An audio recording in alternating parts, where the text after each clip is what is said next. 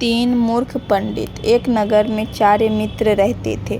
उनमें से 3 बड़े शास्त्र के ज्ञानी थे, किंतु बुद्धि रहित थे। चौथा शास्त्र की ज्ञानी नहीं था, किंतु बुद्धिमान था। चारों ने सोचा कि विद्या का लाभ तभी हो सकता है यदि वे विदेशों में जाकर धन संग्रह करें। इसी विचार से वे विदेश यात्रा को चल पड़े। कुछ दूर जाकर उनमें से सबसे बड़े ने कहा, हम चारों विद्वानों में एक विद्या शून्य है, वह केवल शास्त्र में मूर्ख है। धनोपार्जन के लिए और धनिकों को प्रसन्नता प्राप्त करने के लिए विद्या आवश्यक है। विद्या के चमत्कार से ही हम उन्हें प्रभावित कर सकते हैं। अतः हम अपने धन का कोई भी भाग इस विद्याहीन को नहीं देंगे, वह चाहे तो घर वापस चला जाए। दूसरे ने इस बात का समर्थन किया, किंतु तीसरे ने कहा, यह बात उचित नहीं है। बचपन से ही हम एक दूसरे के सुख दुख के सहभागी रहे हैं। हम जो भी धन कमाएंगे उसमें इसका हिस्सा रहेगा। अपने पराये की गणना छोटे दिल वालों का काम है। उदार चरित्र व्यक्तियों के लिए सारा संसार ही अपना कुटुंब होता है।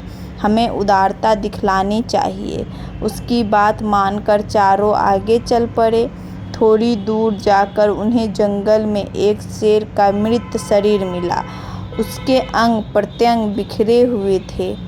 तीनों विद्याभिमानी व्यक्तियों ने कहा, आओ हम अपनी की शिक्षा की परीक्षा करें। शास्त्र की ज्ञान के प्रभाव से हम इस मृत शरीर में नया जीवन डाल सकते हैं।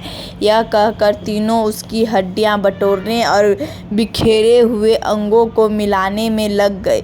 एक ने अस्थि संचय किया, दूसरे ने चर्म, मांस, रुधिर संयुक्त किया, तीसरे ने प्राणों के संचार की प्रक्रिया शुरू की। इतने में शास्त्र की ज्ञान से रहित किंतु बुद्धिमान मित्र ने उन्हें सावधान करते हुए कहा, जरा ठहरो, तुम लोग अपनी विद्या के प्रभाव से शेर को जीवित कर रहे हो। वह जीवित होते ही तुम्हें मारकर खा जाएगा। शास्त्र के ज्ञानी मित्रों ने उसकी बात को अनसुना कर दिया। तब वह बुद्धिमान बोला, यदि तुम्हें अपनी विद्या का चमत्कार दिखलाना ही है तो दिखलाओ, लेकिन एक क्षण ठहर जाओ, मैं वृक्ष पर चढ़ जाऊं। यह कहकर वह वृक्ष पर चढ़ गया। इतने में तीनों शास्त्रों की ज्ञानी ने शेर को जीवित कर दिया। जीवित होते ही शेर ने तीनों पर हमला कर दिया। तीनों मारे गए। अतः शास्त्रों में कुशल होना ही पर्याप्त नहीं है, लोक व्यवहार को समझने और लोकाचार के अनुकूल काम करने की बुद्धि भी होनी चाहिए। अन्यथा लोकाचारहीन विद्वान भी मूर्ख पंडितों की तरह उपहास के पात्र बनते हैं। आपको ये स्टोरी कैसी लगी कमेंट्स करके ज़रूर बताएं। अच्छी लगी हो तो लाइक करें, शेयर करें और मेरे चैनल पे पहली बार है तो सब्सक्राइब करें।